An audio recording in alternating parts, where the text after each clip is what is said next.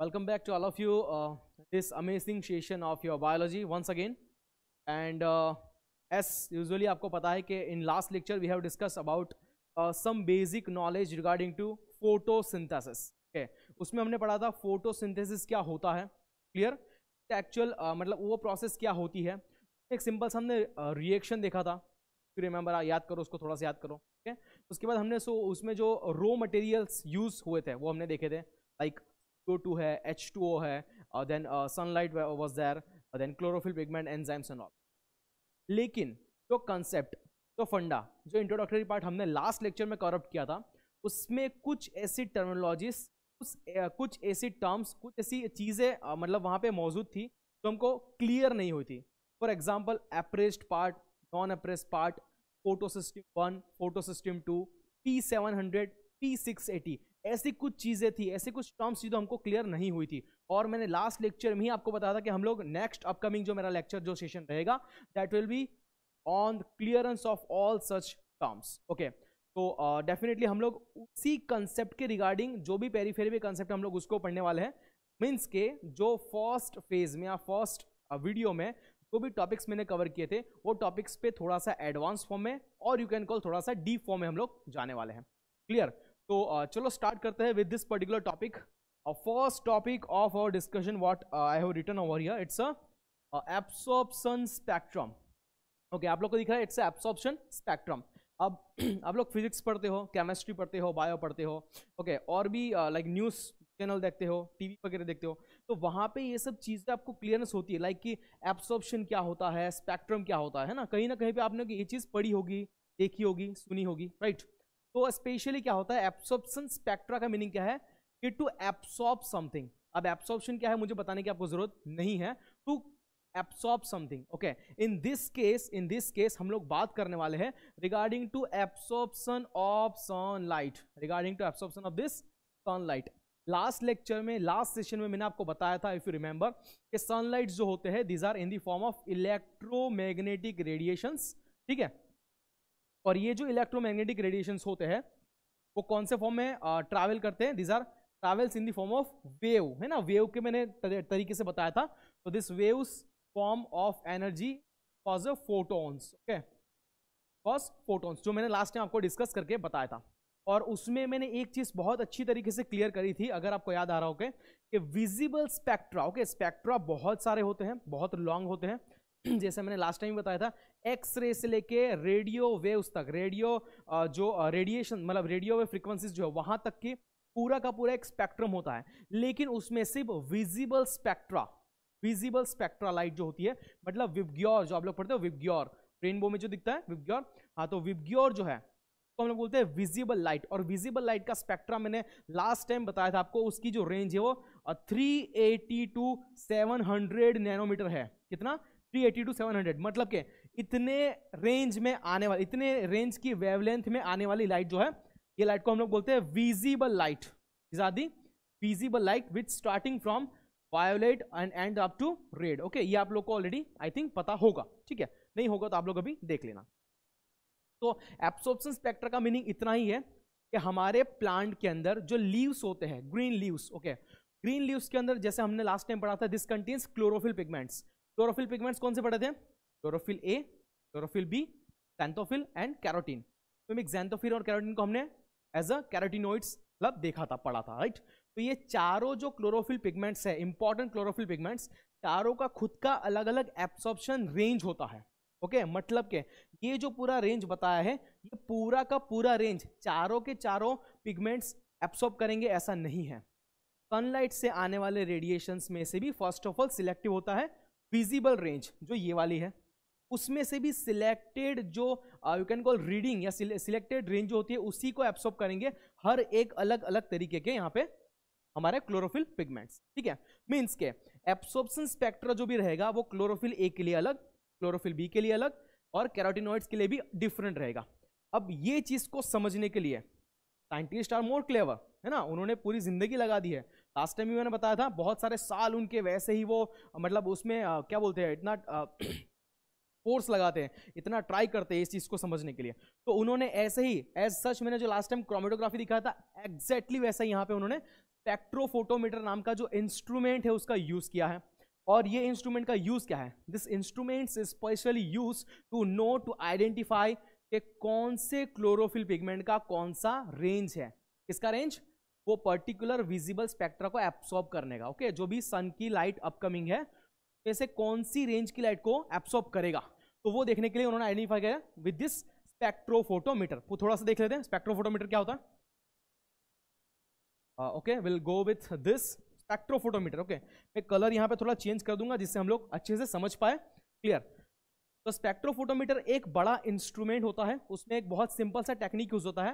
Late we go with this technique. समझ लो कि आर्टिफिशियल सोर्स है। Let we take it's a bulb. Okay, it's a artificial source of light. Okay, अब ये कौन सी लाइट का सोर्स है? Let we take it's a artificial source of visible light. It means कि ये जो लाइट यहां से निकल रही है, ये जो लाइट यहां से इमिट हो रही है, इसका रेंज रहेगा 380 से लेके 700 नैनोमीटर। ओके, ये रेंज यहां पे निकल रही है। ओके, तो ये इंस्ट्रूमेंट में सेटअप किस तरीके से होता है? यहाँ पे एक छोटा सा टेस्ट ट्यूब लाइक कवेट रखा होता है। ओके, और वो कवेट में एक सॉल्यूशन होता है। फॉर एन एग्जांपल, यहाँ पे एक सॉल्यूशन रखा हुआ है। ओके, और वो सॉल्यूशन में है हमारा क्लोरोफिल ए। सॉल्यूशन में क्या है? दिस कंटेन और क्लोरोफिल ए। तो अब क्या होने वाला है? What will happen to next? यहां से ये लाइट इमिट करेगा, निकलेगा। जैसे ही ये लाइट क्लोरोफिल ए के कांटेक्ट में आया, जैसे ही ये लाइट क्लोरोफिल ए के कांटेक्ट में आया, क्लोरोफिल ए के जितने भी मॉलिक्यूल्स होंगे वो अपकमिंग लाइट की कुछ रेंज को एब्सॉर्ब कर लेंगे और बाकी रेंजेस को निकाल देंगे। For an example, chlorophyll A यहां पे इतनी बड़ी रेंज में से सिर्फ 680 टू 700 की जो रेंज है उसी को एब्सॉर्ब कर रहा है। उसी को क्या कर रहा है? सिर्फ एब्सॉर्ब कर रहा है, और रिमेनिंग जो लाइट है उसको पास आउट कर देगा, उसको बाहर निकाल देगा। इट मींस कि जो रिमेनिंग लाइट बचेगी वो आपकी रहेगी फ्रॉम रेंज ऑफ 380 से लेके 679 तक। सही है? तो ये रेंज की लाइट आउट होने वाली है, इमिट आउट होने मतलब बाहर निकलने वाली है, जिसका एब्सॉर्प्शन क्लोरोफिल ए ने नहीं किया है। ठीक है, तो ये एब्सॉर्ब हो गई और ये एब्सॉर्ब नहीं हुई है। फाइनली ये लाइट को डिटेक्ट करने के लिए, ये रेंज की लाइट को डिटेक्ट करने के लिए यहाँ पे एक बड़ा सा डिटेक्टर रखा होता है। ओके, बहुत अच्छा एक डिटेक्टर होता है, तो डिटेक्ट कर पाएगा कि सोर्स में से कौन से रेंज की लाइट निकली है, कितनी लाइट यहाँ पे एब्सॉर्ब हो गई है और कितनी वापस बाहर निकल गई है। ओके, ये जो सिंपल सेटअप होता है इसी को हम लोग बोलते हैं स्पेक्ट्रोफोटोमीटर। बड़ी बड़ी pharmaceutical industry, leather industry, textile industry में भी आजकल ये जो इंस्ट्रूमेंट है उसका यूज किया जाता है। ये इंस्ट्रूमेंट एक्चुअली अलग अलग होता है सबके लिए। फॉर सपोज कि इसको जो बोलेंगे, ये सेटअप को हम बोलेंगे, will call it this setup as a visible spectrophotometer. इसी तरीके से इफ सपोज के ये सोर्स इमिट कर रहा है 400 टू ये सोर्स अगर इमिट कर रहा है 200 टू 400 नैनोमीटर। ओके, तो ये वेवलेंथ जो है किसका है? This is for the UV radiation. UV radiation का रेंज है। ओके, तो तब हम लोग इसको बोलेंगे, will call it as a UV radiation spectrophotometer. तो जितनी भी लाइट सोर्सेज अवेलेबल है, it may be IR, it may be UV, it may be x-ray, it may be gamma ray, it may be radio waves, it may be visible spectra, कोई भी spectra हो, okay, उसके हिसाब से market में अलग अलग स्पेक्ट्रोफोटोमीटर्स अवेलेबल है। लेकिन यहां पे हमारा area of interest it's visible spectrophotometer, जहां पे हम लोग आइडेंटिफाई कर सकते हैं कि कौन से क्लोरोफिल पिगमेंट का एब्सॉर्प्शन कितना है या फिर कौन सी विजिबल स्पेक्ट्रा की रेंज में है। क्लियर? आई होप कि आप लोग समझ गए होंगे। इसी तरीके से we can go for this chlorophyll B also, we can go for this carotenoids also, है ना। ये सबके लिए हम लोग यहाँ पे देख के मतलब सर्च आउट कर सकते हैं, आइडेंटिफाई कर सकते हैं कि किसका यहाँ पे स्पेक्ट्रा कौन सा है। क्लियर? तो आई होप कि आपको ये इतना समझ में आ गया होगा। बहुत अच्छा, बहुत सिंपल और बहुत ईजी मैकेनिज्म है। क्लियर? चलो थोड़ा सा हम लोग आगे और बढ़ेंगे। यहाँ पे मैंने एक अच्छा सा ग्राफ प्लॉट किया हुआ है, सब लोग को दिख रहा है अच्छी तरीके से। यहाँ पे पहले पढ़ते हैं wavelength taken in nanometer, means wavelength means it's a lambda, सबको मालूम है। तो मैंने नैनोमीटर में यहाँ पे लिया है, यहाँ पे रेंज मैंने लिया है, we can go with 380 from here, 380 से लेके 700 तक ऑन दिस एक्स एक्सिस, और वाई एक्सिस पे क्या लिया है absorption of light by chloroplast pigment. अब जब मैं क्लोरोप्लास्ट पिगमेंट बोलता हूं तो जितने भी लोग वीडियो देख रहे हैं सबको क्लियर हो जाएगा कि this contain chlorophyll pigment. Okay, हम लोग किसकी बात कर रहे हैं? We are talking about chlorophyll pigment A, B and carotenoids. Clear? तो यहां पे देखो क्लोरोफिल A को मैंने डिनोट किया है with this white colour of graph, white colour से उसको पॉइंट आउट किया है। दैट ऑफ फॉर कैरोटीनॉइड्स मैंने ब्लू कलर से किया है, that of for chlorophyll B मैंने उसको कौन से कलर से किया, ब्लैक कलर से किया। तो आप लोग ये देख पा रहे हो यहाँ पे, मुझे आई थिंक बताने की जरूरत भी नहीं की, ठीक है। तो मैंने यहाँ पे आपको आइडेंटिफाई करने के लिए दिखा दिया, क्लियर। अभी हम लोग वन बाय वन एनालिसिस करने वाले, देखने वाले हैं कि क्लोरोफिल ए, कैरोटीनॉइड्स और क्लोरोफिल बी कौन सी रेंज ऑफ विजिबल स्पेक्ट्रा की एब्सॉर्ब करता है। ओके, फर्स्ट ऑफ ऑल मैं आपको बताना चाहूंगा कि ये जो भी टेक्निक है, it's a technique of absorption spectrum. ये हम लोग क्यों पढ़ते हैं या फिर इसका एप्लीकेशन क्या है, आपको बताऊं। हमारे नेचर में, हमारे प्लेनेट में जितने भी प्लांट्स अवेलेबल हैं, कुछ छोटे प्लांट्स, कुछ इंटरमीडिएट, कुछ बड़े प्लांट्स, उसमें से जो भी ग्रीन लीव्स या ग्रीन प्लांट्स जो होते हैं वो फोटोसिंथेसिस करते हैं।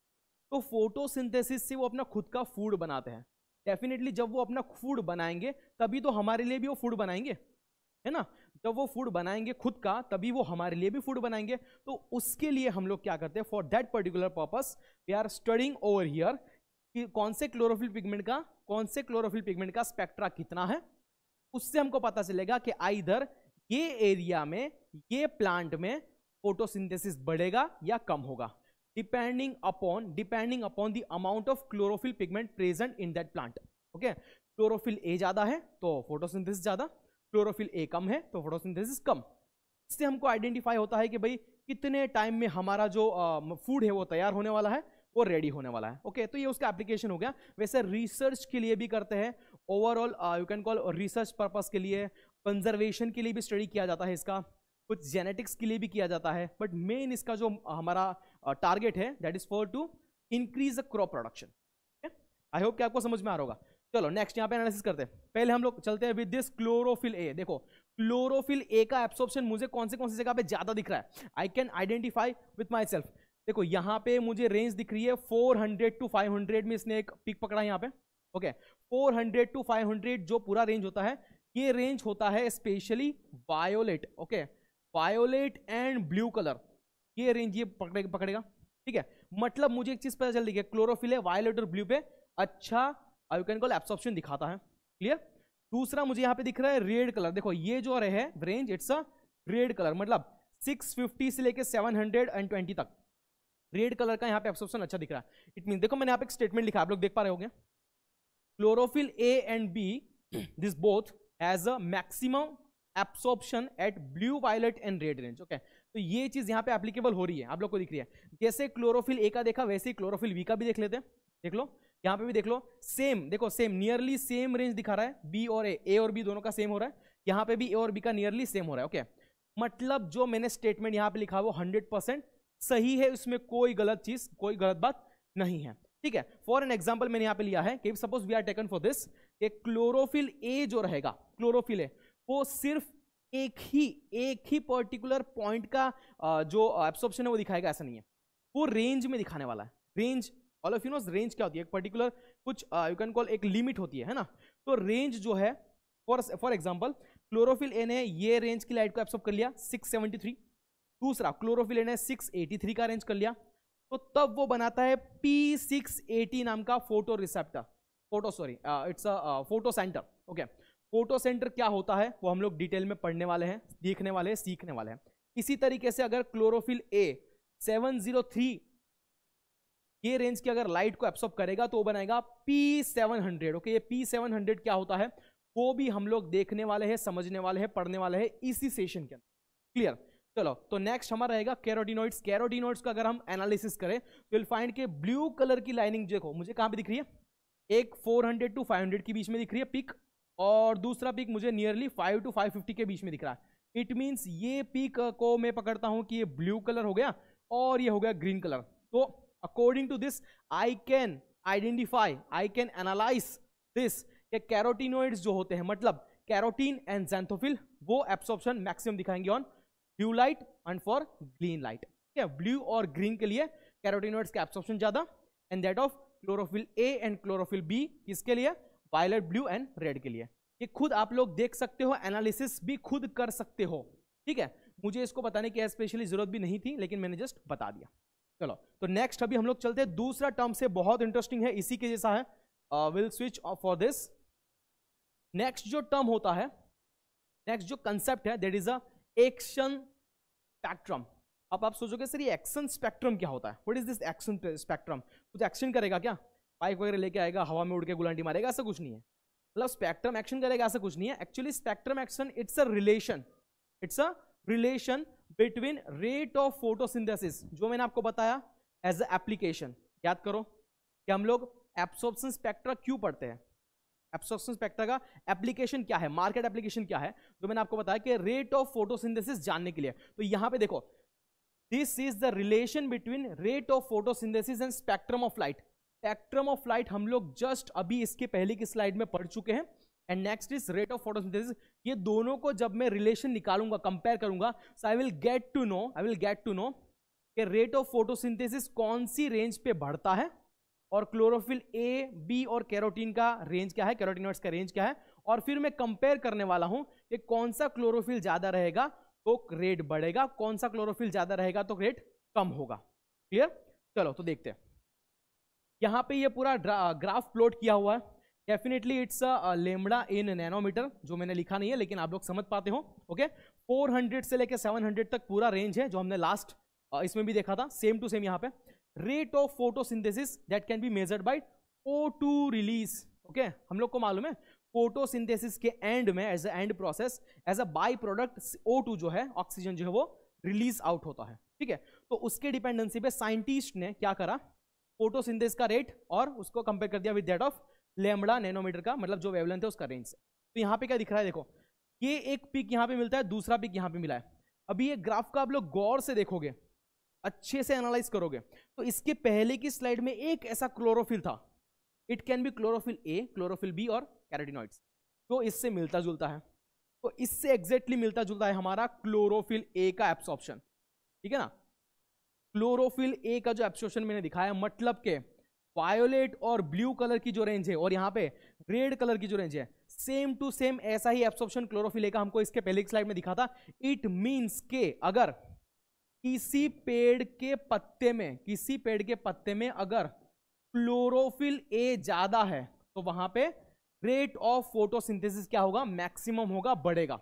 ठीक है, एंड दैट्स व्हाई मैंने यहाँ पे एक चीज लिखी है, action spectrum is equivalent to absorption spectrum of chlorophyll A, and that's why we are calling chlorophyll A as a principal pigment. ठीक है, तो ये जो मेरा स्टेटमेंट मैंने यहाँ पे लिखा है वो टोटली सही है, राइट है, इसमें कोई ऑब्जेक्शन नहीं है। क्लियर? ऐसा नहीं है सिर्फ क्लोरोफिल ए होने से ही अच्छा होगा, क्लोरोफिल बी और कैरोटीनॉइड्स का भी बहुत सारी इफेक्ट्स होती है। This all chlorophylls are required for this particular process of photosynthesis, because photosynthesis जितना इजी लगता है इतना इजी नहीं है। जब हम इसको डिटेल में पढ़ना स्टार्ट करेंगे तो विल गेट टू नो कि ये दिन में भी होता है और रात में भी होता है। ठीक है, इसका लाइट फेज भी होता है और इसका डार्क फेज भी होता है। तो ये हर एक का क्लोरोफिल का रोल अपना खुद का अलग अलग है, बट अगर मैं ओवरऑल बोलना चाहूं तो क्लोरोफिल ए जो रहेगा वो सबसे सुप्रीम पोजीशन पे होगा, बिकॉज अगर क्लोरोफिल ए नहीं होता है तो फोटोसिंथेसिस पॉसिबल नहीं। ठीक है, चलो नेक्स्ट आगे बढ़ते हैं। आई होप कि आपको ये भी पूरा कंसेप्ट अंडरस्टैंड हो ही गया होगा। और नेक्स्ट स्लाइड पे चलते हैं, मैंने वन बाय वन निकाला है। ओके, ये स्लाइड जो है बहुत ही इंटरेस्टिंग है, इस पे आपको अच्छे से ध्यान दे के कंसंट्रेट करके पढ़ना पड़ेगा, नहीं तो कुछ भी समझ में नहीं आएगा। ठीक है, तो हम लोग वन बाय वन चलते हैं, वन बाय वन पढ़ने का ट्राई करते हैं। तो first one, it's a photosynthetic unit. देखो, जब भी हम लोग ऐसा कोई क्वेश्चन पढ़ते हैं बोर्ड्स के अंदर या कोई भी एंट्रेंस एग्जाम्स के अंदर या फिर कोई भी टेस्ट सीरीज के अंदर, तो आपको ऐसी सब टर्म्स यहाँ पे जैसे दिखाई है ना मैंने, ये ऐसी सब टर्म्स आती है, लेकिन वहाँ पे जो प्रेशर होता है, जो स्ट्रेस होता है एग्जाम के टाइम पे, तो बच्चा उसको ग्रैप नहीं कर पाता है। अगर उसने पढ़ा है फिर भी उसको ग्रैप नहीं कर पाता है कि कौन से टॉपिक से, कौन से चैप्टर से और क्वेश्चन क्या पूछा है। ठीक है, तो क्वेश्चन क्या पूछा है अगर वो समझ में आ गया तो आंसर क्या लिखना है वो समझ में आ जाएगा। ठीक है, तो क्वेश्चन क्या पूछा है उसके लिए क्वेश्चन में दिए गए हर एक सिंगल से सिंगल टर्मिनोलॉजी का कंसेप्ट क्लियर होना चाहिए। क्लियर? तो यहां पे हम लोग वन बाय वन चलेंगे। फोटोसिंथेटिक यूनिट्स अगर आया तो वो क्या होता है, ज्यादा टेंशन नहीं लेने का, बहुत ही सिंपल है। When I am talking like a photosynthetic units क्या होते हैं, तो this are nothing but this are the group of pigment molecules, this are the group of pigment molecules. और आपको पता है पिगमेंट मॉलिक्यूल्स कौन से होते हैं, this are definitely chlorophyll pigments. Okay, this are definitely the group of chlorophyll pigments. Means के photosynthetic unit ऐसा एक ग्रुप है फोटोसिंथेटिक पिगमेंट्स का, जो कि अपकमिंग लाइट एनर्जी जो सनलाइट से आने वाली है, अपकमिंग लाइट एनर्जी जो आने वाली है उसको एब्सॉर्ब करके, पकड़ के उसका कन्वर्जन करेगा कहां पे, केमिकल एनर्जी में करने वाला है। इतना ही सिंपल फंडा है। मतलब these are the group of chlorophyll pigment or you can call photosynthetic pigment which are responsible to absorb that upcoming light energy and convert that light energy into your chemical energy। Clear? तो ये उसका concept हो गया। अभी जो भी ये photosynthetic unit होता है वो फोटोसिंथेटिक यूनिट कुछ इस तरीके से दिखता है। It's a single photosynthetic unit जो मैंने यहाँ पे ड्रॉ किया हुआ है, ठीक है। तो एक फोटोसिंथेटिक यूनिट में दो अलग अलग तरीके के ग्रुप्स या दो अलग अलग तरीके के यू कैन कॉल कंपोनेंट्स आपको मिल जाएंगे। एक आपको मिलेगा, first you will get this LHC। LHC का फुल फॉर्म क्या है? It's a light harvesting complex. Okay, आप सोचोगे सर ये क्या है, what is this light harvesting complex? This देखो एक्चुअली होते क्या है ये, इसमें भी आपको इस तरीके के मतलब दिखाए, डॉट्स दिखाए, ऐसे दिखाया मैंने। तो this are the LCH। Okay, तो LCH में दो कॉम्बिनेशन होते हैं। LCH में LHC में क्या रहेगा, सॉरी LHC में एक चीज जो इसके अंदर रहने वाली है, दिस आर प्रोटीन। ओके, इसके अंदर एक प्रोटीन रहने वाला है और ये प्रोटीन के साथ समझ लो कि ये जो ब्लैक कलर के है दिस आर दी प्रोटीन्स, और ये प्रोटीन्स के साथ यहाँ पे कॉन्जुगेटेड फॉर्म में रहने वाले हैं हमारे पिगमेंट्स। ठीक है, तो ये पिगमेंट्स इसके साथ कंबाइंड है। तो ये जो पूरा ग्रुप बनेगा will call it as a light harvesting complex. ठीक है, जहां पे प्रोटीन बेस्ड कॉम्प्लेक्स होते हैं, मतलब के जो हमारे क्लोरोफिल पिगमेंट है they are not in pure form but this are in the complex with this protein. तो protein plus chlorophyll pigment, this group will create your light harvesting complex. Clear? इसके बारे में हम लोग अपकमिंग स्लाइड में अच्छे से डिटेल में पढ़ने वाले हैं। पहले समझ लेते हैं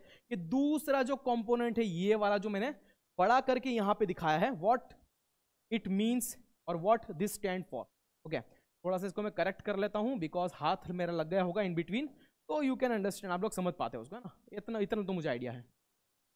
चलो, तो इसको थोड़ा सा एनालाइज करना स्टार्ट करते हैं कि भाई ये जो ब्लैक कलर का पोर्शन या कंपोनेंट मैंने दिखाया है, what is this? It's a photo centre और reaction centre. These are the photo centres और रिएक्शन सेंटर, और इसको ही यहां पे मैंने बड़ा करके अच्छे से यूज करके जूम करके दिखाया है। ठीक है, इसको देखने का ट्राई करते हैं। देखो यहां पे क्या रहता है, दिस फोटो सेंटर और reaction centre specially contains only your active pigments. Active pigments किसको बोलेंगे हम लोग? ओके, एक्टिव पिगमेंट्स किसको बोलेंगे?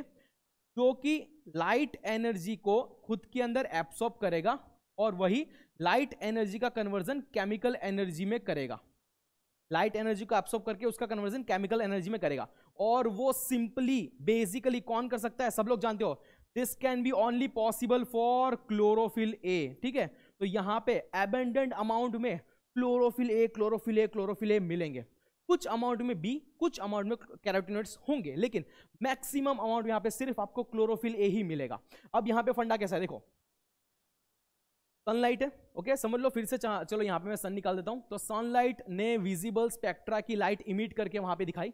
तो विजिबल स्पेक्ट्रा में, जैसे मैंने लास्ट फर्स्ट स्लाइड में दिखा था, मैं फिर से वो स्लाइड पे आपको लेके चलता हूं तो आपको और क्लियर हो जाएगा। ये वाली स्लाइड, ये वाली स्लाइड पे मैंने एग्जांपल दिखाया। देखो, क्लोरोफिल ए ने अलग अलग टाइप की या फिर अलग अलग रेंज की लाइट को एब्सॉर्ब करा है, जैसे 673, 683, 703, और उसने दो अलग अलग सेंटर बनाए।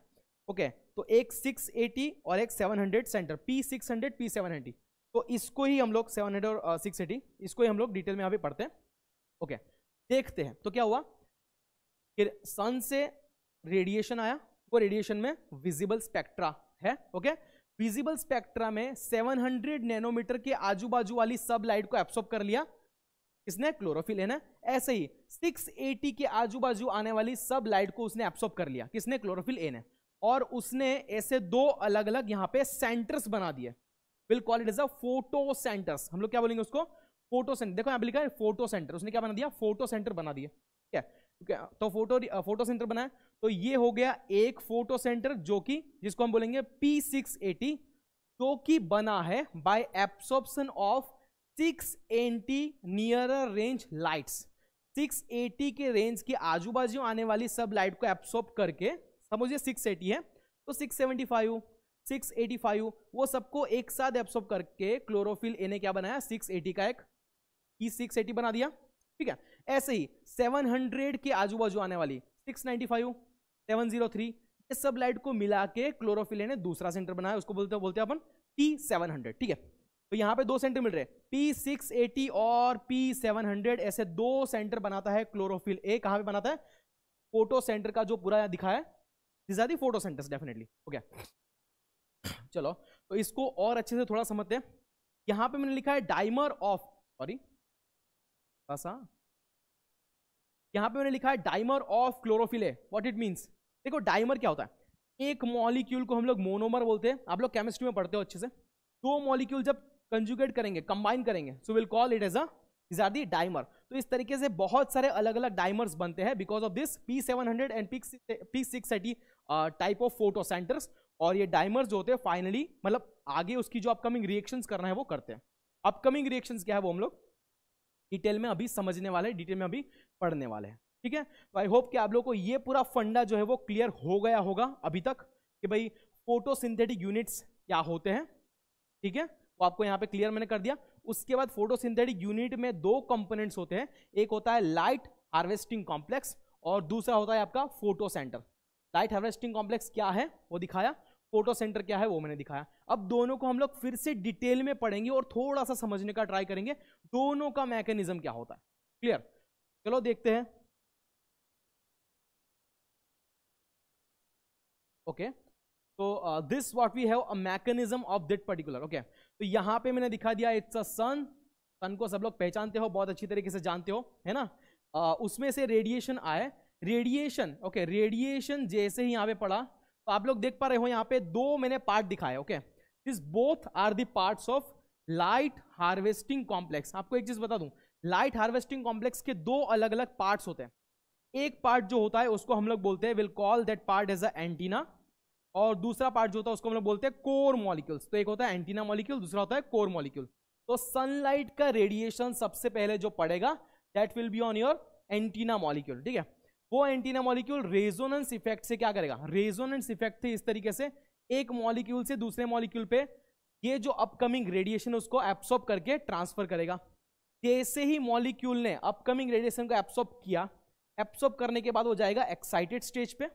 एक्साइटेड स्टेज पे जाने के बाद क्या करेगा, ये एंटीना मॉलिक्यूल जो है वो अपनी सनलाइट एनर्जी जो है ट्रांसफर करेगा, किसको, कोर मॉलिक्यूल को ट्रांसफर करेगा। ओके, और कोर मॉलिक्यूल भी एज इट इज क्या करेगा, वो भी इस तरीके से रेजोनेंस इफेक्ट से ही पूरा का पूरा सनलाइट उसके खुद में घुमा देगा। अब रेजोनेंस इफेक्ट क्या है वो मुझे आई थिंक बताने की जरूरत नहीं है, फिर भी थोड़ा सा बता दूं।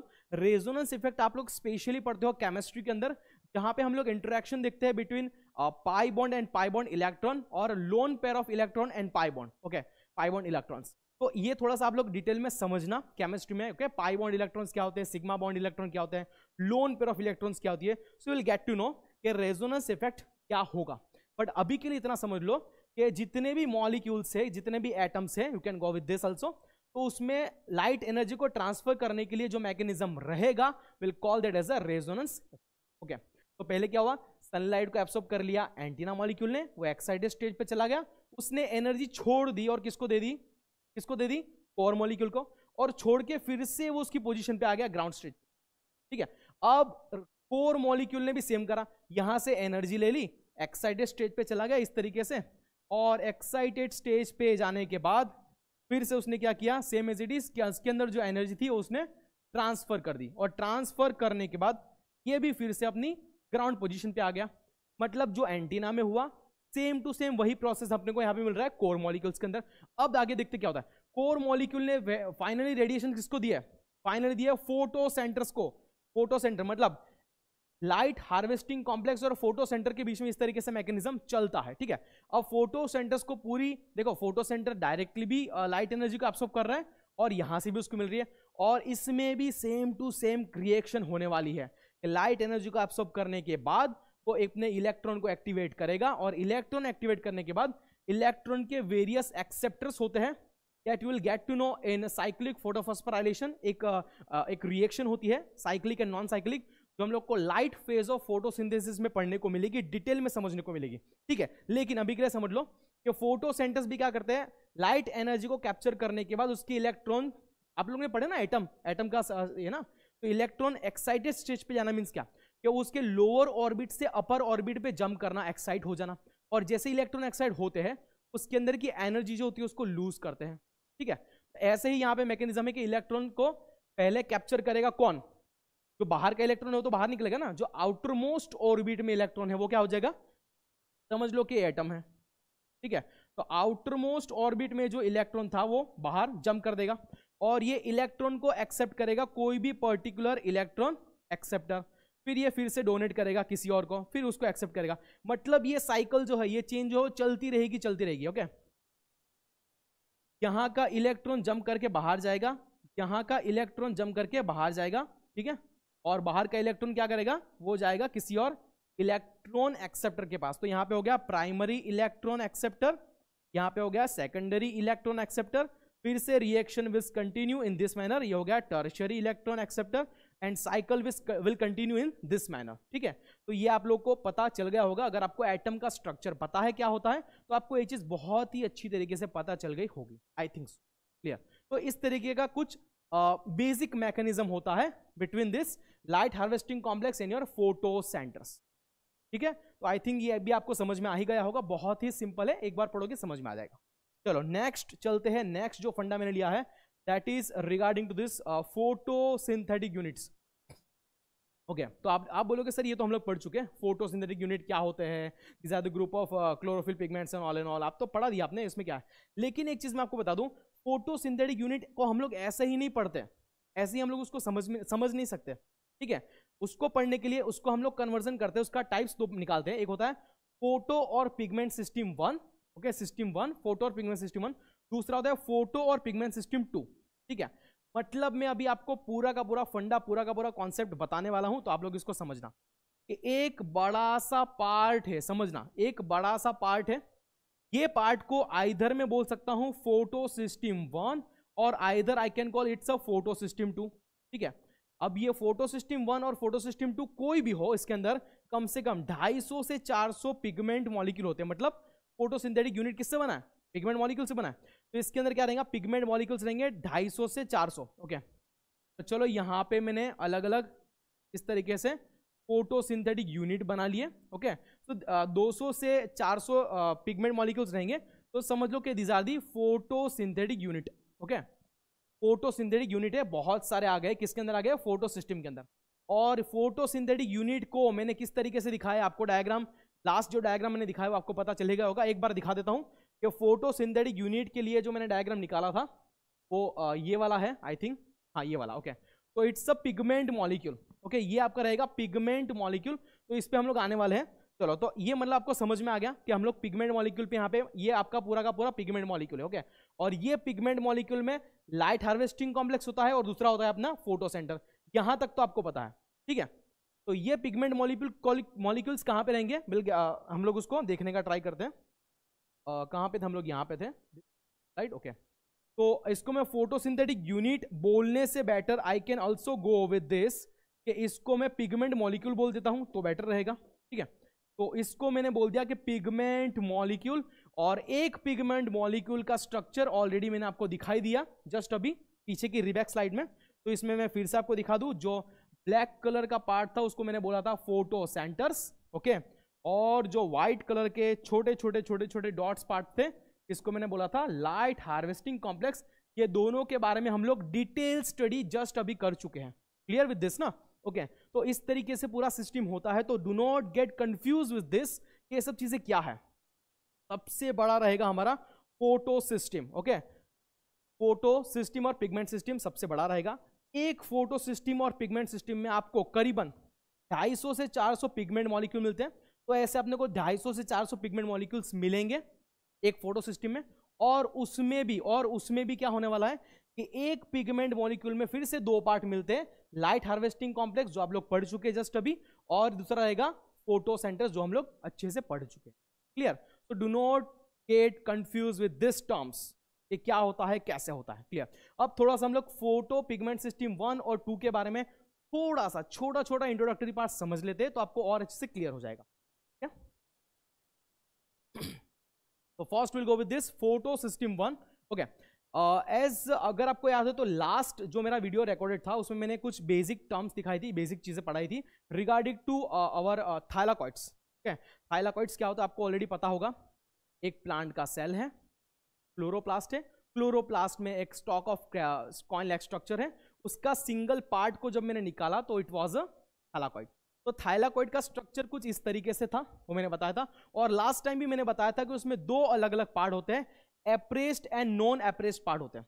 आपको बता दूं, नॉन एप्रेस्ड पार्ट ऐसा होता है जो कि स्ट्रोमा लैमेली के तरफ होता है। ओके, मतलब स्ट्रोमा लैमेली से जो कनेक्टेड पार्ट रहेगा, the part of thylakoid membrane, okay, the part of thylakoid membrane that faces towards stroma lamellae, ध्यान से देखना, the part of thylakoid membrane that faces towards your stroma lamella will call as a non appressed part. Okay, so photosystem 1 जो रहेगा that will always face towards your stroma lamella, और उसका location क्या रहेगा, non appressed part of your thylakoid membrane, okay, plus your stroma lamella। तो ये उसका रहेगा लोकेशन।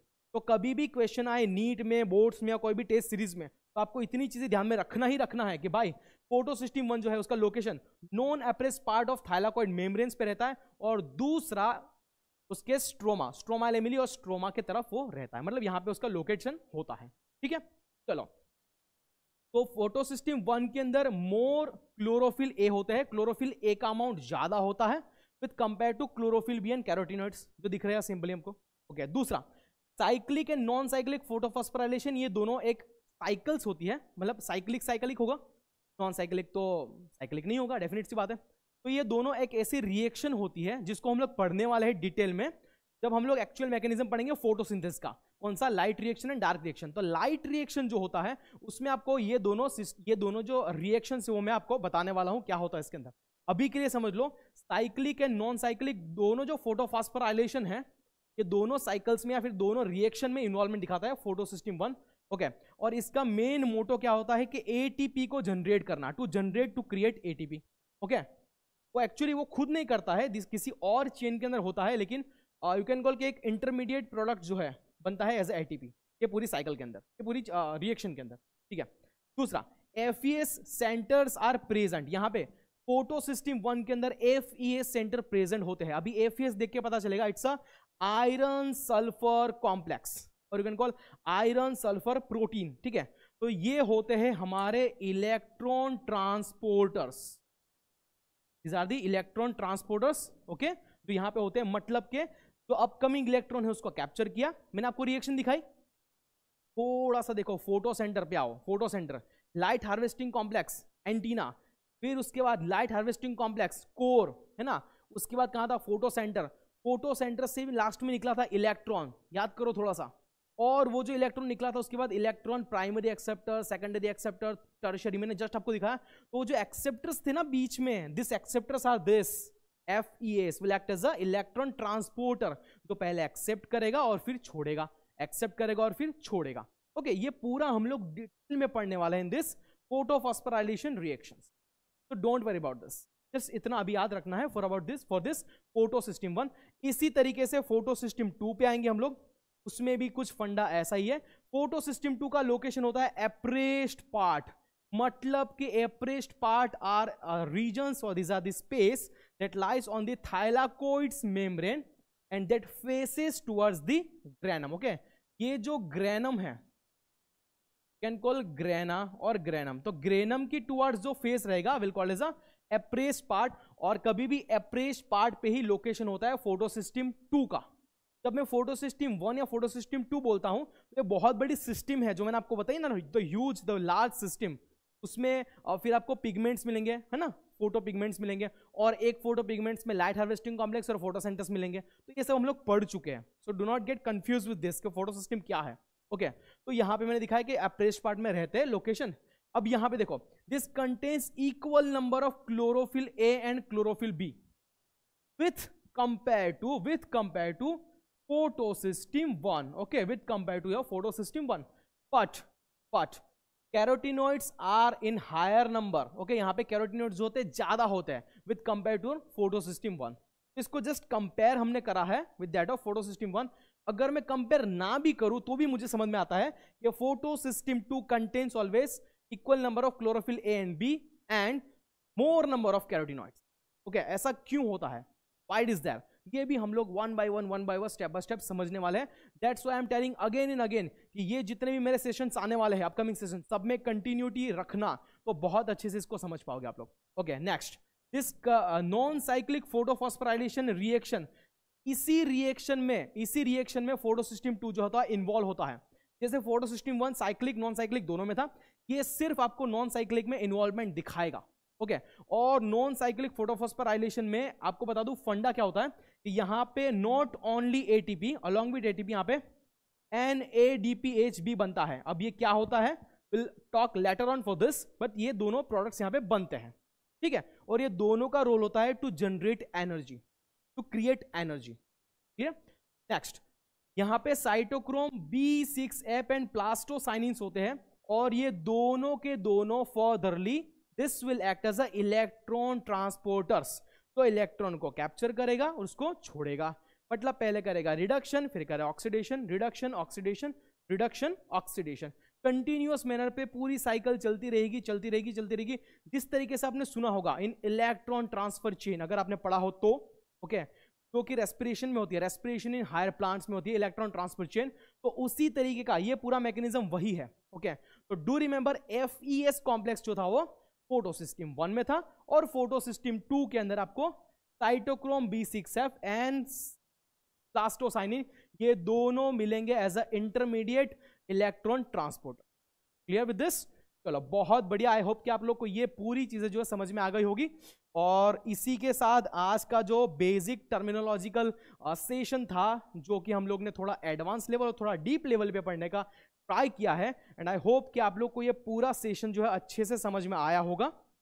तो भी डाउट्स थे वो आपके क्लियर हो गए होंगे. मैं बोलता हूं एक बार ये सेशन देखने के बाद एनसीईआरटी पढ़ो. एनसीईआरटी पढ़ने के बाद आप लोग एंट्रेंस लेवल पे सेम टॉपिक को पढ़ो, और फिर इसी के ऊपर बेस्ड एमसीक्यूज जो होते हैं उसको सॉल्व करो खुद से विथ स्टॉप वॉच. ठीक है, मतलब 45 सेकंड में एक क्वेश्चन आपका सॉल्व करके हो ही जाना चाहिए. एनी हाउ कंडीशन, कितना भी लेंथी क्वेश्चन हो, what ever it may be, आपका हो ही जाना चाहिए. अगर कॉन्सेप्ट क्लियर है तो आपको कोई नहीं रोक सकता, है ना. ये ध्यान में रखना है. एंड अपकमिंग जो सेशंस मेरे आएंगे ये सेम टॉपिक फोटोसिंथेसिस पे, जैसे मैंने बताया कि मैं 8, 9, 10, 11, 12 सब लेवल का फोटोसिंथेसिस में आने वाले हर टॉपिक को कवर करने वाला हूं with my all upcoming sessions. तो be continue with this particular session of photosynthesis, जितने भी मेरे अपकमिंग आने वाले हैं. एंड नेक्स्ट जो सेशन आएगा उसमें हम लोग डिस्कस करने वाले हैं regarding to actual photosynthesis mechanism, जहां पे हम लोग पढ़ेंगे उसका लाइट फेस और उसका डार्क फेस और उसमें होने वाले रिएक्शंस. ठीक है, और फाइनली किस तरीके से कार्बोहाइड्रेट बनता है और क्या यूज होता है, ऑल इन ऑल हर चीज आपको मिलने वाले इन डिटेल. क्लियर? तो be continue with this sessions, upcoming sessions. I hope कि आप लोगों को समझ में आया होगा आज का session. Hope for the best once again, and thank you so much.